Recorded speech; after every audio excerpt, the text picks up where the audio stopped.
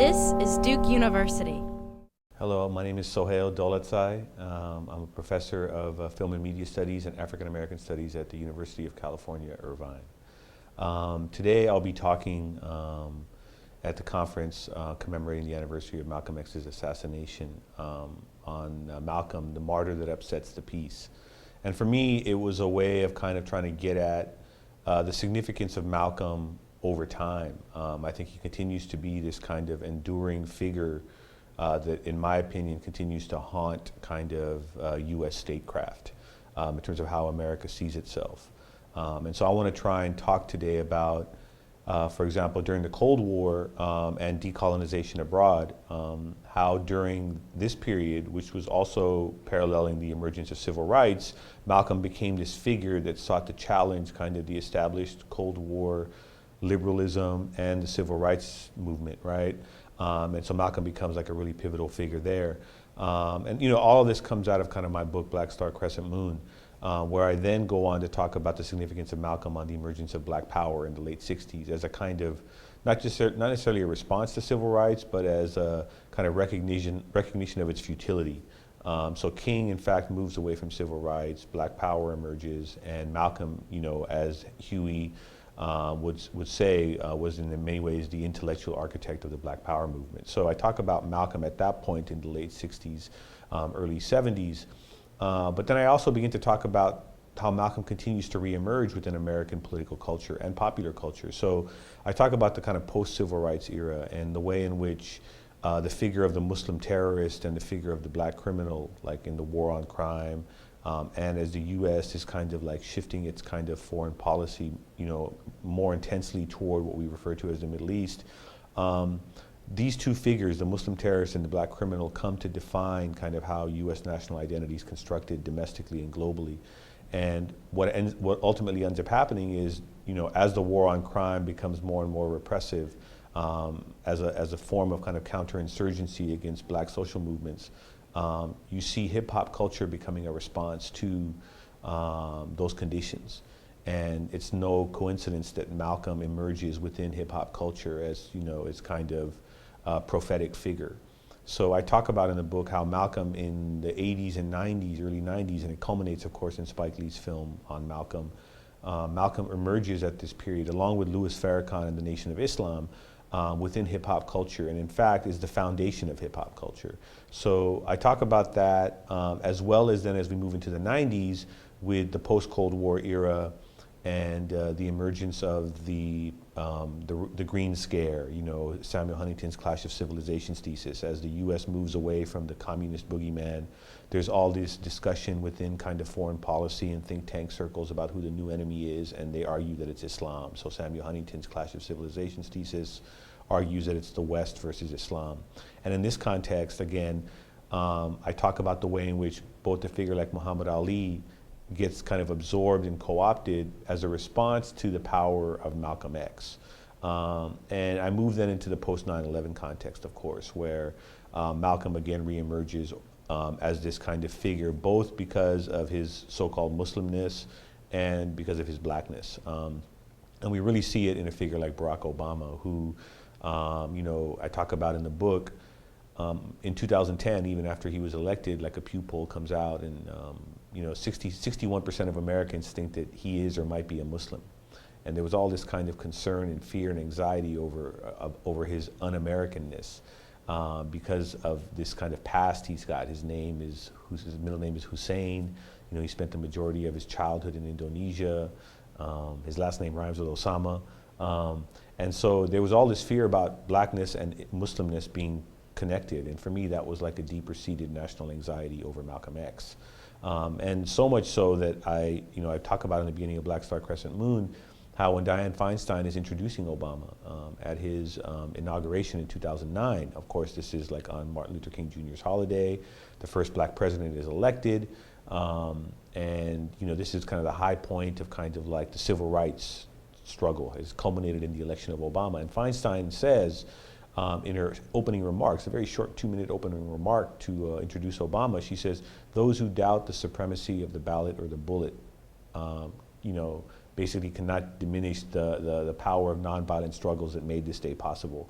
And here she is then invoking civil rights and nonviolence, of course to edify King, but in her reference to the Ballad of the Bullet, she's invoking Malcolm X in his most iconic speech about the kind of futility of black voting within kind of the US democratic system. So that for me is like a way of thinking about how Malcolm continues to kind of haunt, in my opinion, like US empire. He continues to be this figure because of the persistent attempts to kind of crush the history and contemporary forms of black radicalism. And I think this is an important distinction to make. I mean, many people argue or make the claim that Malcolm X is a civil rights figure, and he's not, right? I mean, there was civil rights, and then there was the black radical tradition that Malcolm emerges out of and continues, right? So the argument was that, and continues to be, that civil rights is the reason why Obama got elected. Civil rights is why we supposedly live in a post-racial society, why we live in a multicultural society. So civil rights has tremendous purchase. So it's seen as the reason why now the United States can have a black president, right? But I think we have to look a little bit closer at what civil rights was, and in fact, maybe some of what its limitations were. And I think we can see that over time. I mean, Michelle Alexander's book in The New Jim Crow, she talks about kind of the centrality of the prison. And when we look at kind of some of the more significant measures of what we might call black progress, and I put that in quotes, whether it be health or wealth or income, education, when you look at those gaps between black and white, many of those are either at or below where they were 50 years ago. So when we think about those statistics, we have to really question the limitations of civil rights as a project. And I think Malcolm was sounding the alarm, along with many others, back when civil rights was emerging. And in fact, King himself saw civil rights as a failed project. He felt that by late 65, early 66, he said, we're integrating into a burning house. So this is why King moves to then protest Vietnam, talk about continued racism and economic inequality, and of course he's assassinated for that kind of an outlook. So as far as the Arab Spring is concerned, when we think about the influence of the civil rights movement on the Arab Spring, I always feel uneasy about that kind of connection, because I think they kind of emerge out of two very different situations. I mean, obviously, it's a very simple and easy analog to make for a lot of people, but I think that it's important that we understand the distinctions. Civil rights emerged, and there's the whole debate about how short or when civil rights started or began. There's a long civil rights movement. There's the traditional one that we think about that started in '54, but in any event, it came out of kind of black struggle, black liberation struggles, and civil rights was one way of thinking about black freedom. When we talk about something that is referred to as the Arab Spring, and of course we can see the way in which it's been completely undermined and destroyed, which forces us to call into question kind of how it started, I think. But I think it's important to see the distinctions, because what was happening and what was referred to as the Arab Spring was an attempted response, I think, to the legacy of decolonization that was an unfinished project. But I think that we can look at Libya now and what happened there, and we can see that the NATO invasion and bombing of Libya was a problem, right? It was a failed project. We can see what's happening in Libya. Egypt, like the military with the U.S. backing, is even more powerful than they were under Mubarak, arguably.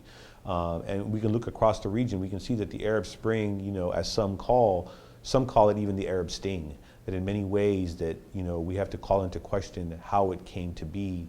And why is it that it failed so miserably? So I'm interested in making those distinctions, I think. And the history of black Islam in this country, in many ways, is a deep indictment of the kind of American national project, right? And I think this is why we continue to see its erasure. When we think about Islam or Muslims in this country, we think about Arabs, we think about South Asians, but we don't think about the largest group of Muslims in the country, right? Who have been here for centuries, right?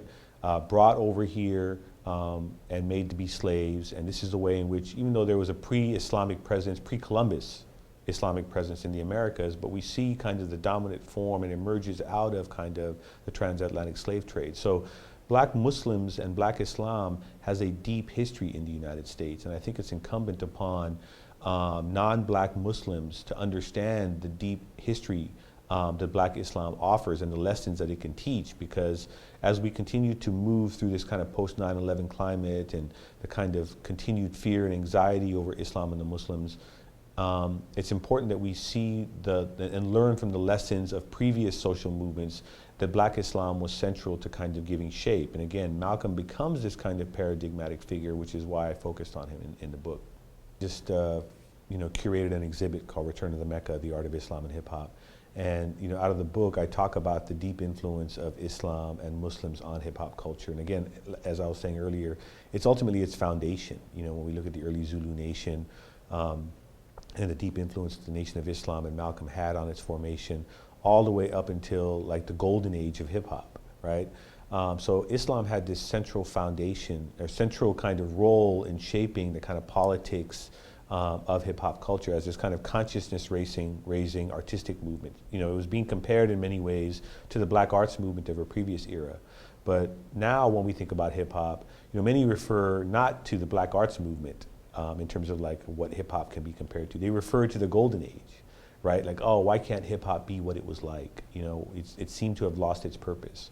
And so you still have artists today that are continuing to do kind of interesting work. Jaziri X, Yassine Bey, though he's a little bit older. Jay Electronica are carrying on this tradition of Islam and hip hop culture. Brother Ali as well. But it doesn't have the same kind of traction. Hip hop's in a very different place within popular culture today. Before, it was something new and interesting. Nowadays, it's kind of the backdrop to kind of consumer capitalism, and it's just another genre in somebody's iTunes library. So it doesn't have the same kind of cachet anymore. The next project that I'm working on is a book on the 50th anniversary of the Battle of Algiers, which will be in 2016. So it's going to be a book that looks at kind of 50 years later, like what is the battle? How can we learn from the Battle of Algiers? And in fact, the Pentagon in 2004, after the invasion of Iraq, screened the film to its generals because they saw it as a tool of kind of counterinsurgency, how to do counterinsurgency, really looking at the French model. And when you look at kind of the Petraeus Doctrine and all these kind of ideas that the military has to win, so-called win their wars, they look to the French and the Algerian War as this kind of blueprint. So it's really interesting how the Battle of Algiers has kind of reemerged as this kind of film, at the highest levels. But when we think about its previous history, it was an anti-colonial film. It was a film about anti-colonial rebellion. And so how is it that the empire now has taken the film and co-opted it and made it a film instead about counterinsurgency? So I'm interested in thinking about how the Battle of Algiers can be not just a look into the past, but really a window onto a possible future for us, because I really see U.S. empire in terms of its expanding nature. I think the Battle of Algiers becomes a really interesting way to think about occupation, what is referred to as so-called terrorism, the question of the Arab Spring and its outgrowth, the question of gender, what's called imperial feminism. So I'm really interested in exploring those issues, all that kind of come out of the film itself. And then finally, I'm working on a graphic novel on Sam Greenlee's novel, The Spook Who Sat by the Door.